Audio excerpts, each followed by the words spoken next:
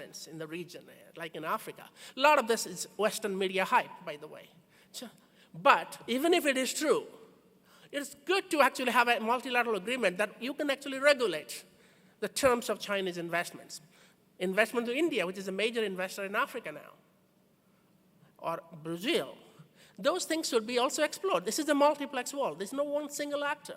The United States and the European Union are important, but there are other economies which are becoming important. And these, China and India, will be the largest two economies in the world. Okay, moving on, security.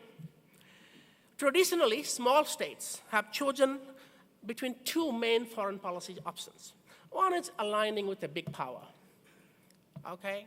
The other one is non-alignment. In a multiplex world, the best foreign policy is what I call multi-alignment. Not non-alignment, but multi-alignment.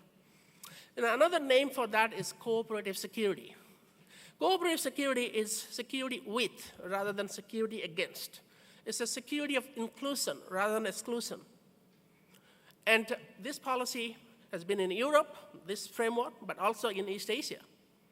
Actually, to greater extent these days in Asia than in Europe. In the Caribbean context, a policy of cooperative security with the big powers must be based on a new initiative. And this can't be just the existing institutions like CARICOM or ACS, although they could play an important role. But it should involve the creation of a forum. Maybe we can call it, hypothetically, the Caribbean Global Forum. That will include all the Caribbean states, and I mean all, without exception, and all the main players of the international system, including the United States, the European Union, China, Japan, India, Brazil, Russia, South Africa, and others. It should include countries that are not currently member of the Caribbean CARICOM, like Dominican Republic, and of course, very importantly, Cuba. The reasons are obvious. Caribbean countries should draw strength from the Dominican Republic and proactively prepare for the opening up of Cuba, which is happening right now, and time for doing that is right now. Such a forum should meet annually at the foreign ministers level, and it should meet only in the Caribbean, and this is one of my points that sometimes people ignore. Now we have meetings between, say, Africa and Asia, Africa and India, Africa and China, but African countries go to Delhi, or African countries go to Beijing. I don't think Caribbean countries should go to Beijing, Brussels, or Washington. They should ask those leaders or their foreign ministers to come to this region, just the way the ASEAN Regional Forum does. The big powers come to ASEAN, whether it's Myanmar, Vientiane, or Phnom Penh. They come. The President of the United States went to Naypyidaw in Myanmar and Phnom Penh. Yes, I'll try to finish this now. And this forum will allow the countries of the region to position themselves collectively at the global stage and avoid getting caught up in the rivalry among the big powers. And this will be really, it will give meaning to this idea of Caribbean convergence that the foreign minister of Trinidad is talking about. And very finally, I want to talk about regional institutions. The European Union is often considered as a model of regional cooperation. And there is a feeling in the literature, at least, that to be successful, you have to look and act like the European Union. But I haven't found many parts of the world where the European model has been successfully replicated for a variety of reasons. There are alternative pathways to regional cooperation, and one of them is in Southeast Asia, but there are in Africa as well, provides other models of regional cooperation. In Asia, Southeast Asia, regionalism is more informal, market-driven, anchored in production networks. And regional organizations in those parts of the world do not develop supranational bureaucracies with $150 billion budget and its own foreign service. They develop network regionalism. They develop also increasingly participatory regionalism, bring in the civil society into the play so that the actions can be more legitimate, regional projects can be more legitimate and have political support. Finally, and this is my last point about leadership, I've heard a lot of talk about leadership since I came here, and people have been talking about Trinidad and Tobago should be the leader of Caribbean. A regional organization needs a regional leadership, but leadership is never singular. It need not be singular. It can be plural. and it can be shared. So if you give you an example of ASEAN, ASEAN has no natural leader. Indonesia leads when it comes to security. Singapore leads when it comes to economics. Philippines leads when it comes to culture and human rights. So there's no reason why leadership here of a regional organization cannot be shared among the CARICOM or ACS members. So nobody should be afraid to lead. Well, I have spoken enough. I've outlined a few ideas for reinventing Caribbean cooperation. Not all of them are disruptive, but all of them are very doable within the current resources. So thank you very much for giving me this opportunity to share my thoughts with you.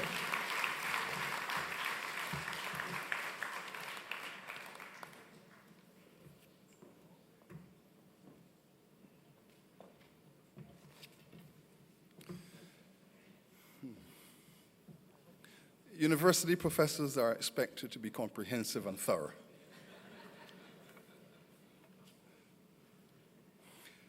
This brings to an end the first part of this session.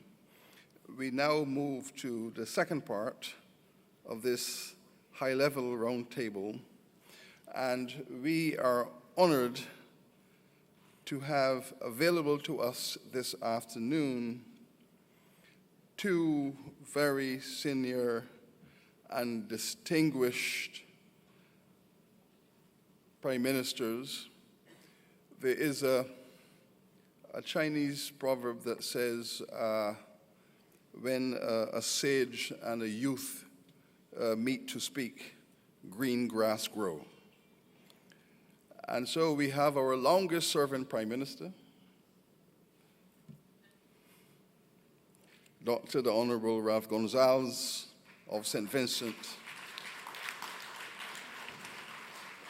and the Grenadines,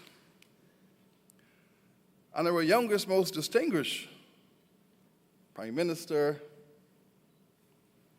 Dr. the Honorable Timothy Harris of Kitts and Nevis. Welcome, Prime Ministers. And we're fortunate to have with us also this afternoon two very senior and distinguished ministers. We have with us, of course, our host, distinguished Minister Dukuran. Welcome again, sir. And of course,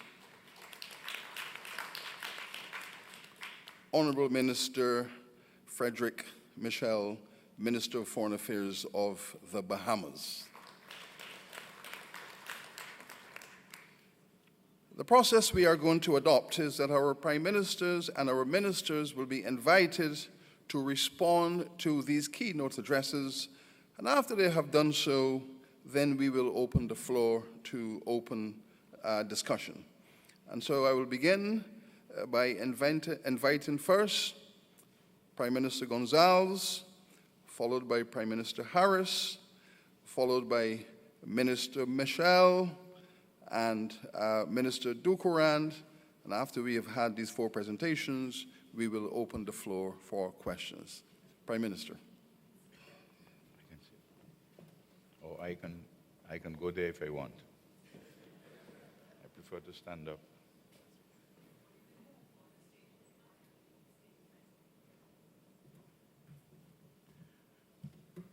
I will keep my eyes open for the red card.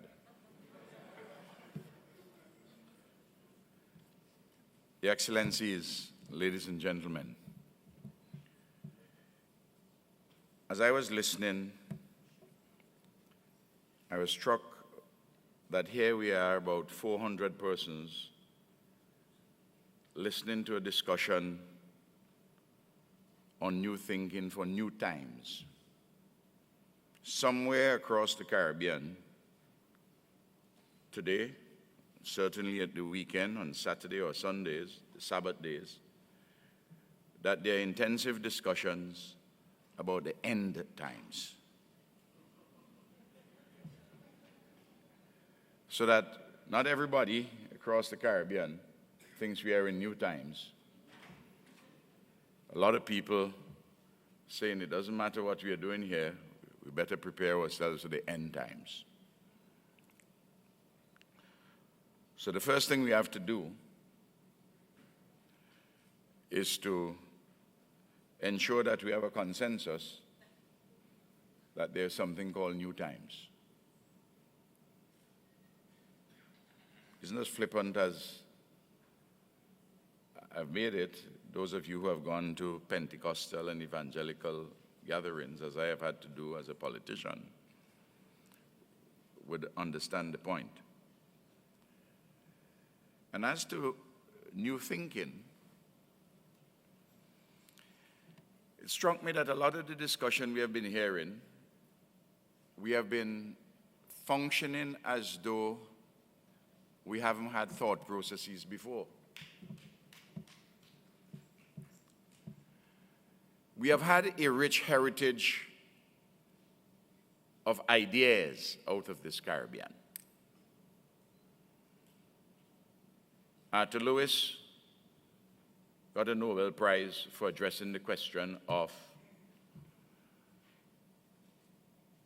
development with unlimited supplies of labor, which is an idea still relevant in our circumstances, but which we have to amend.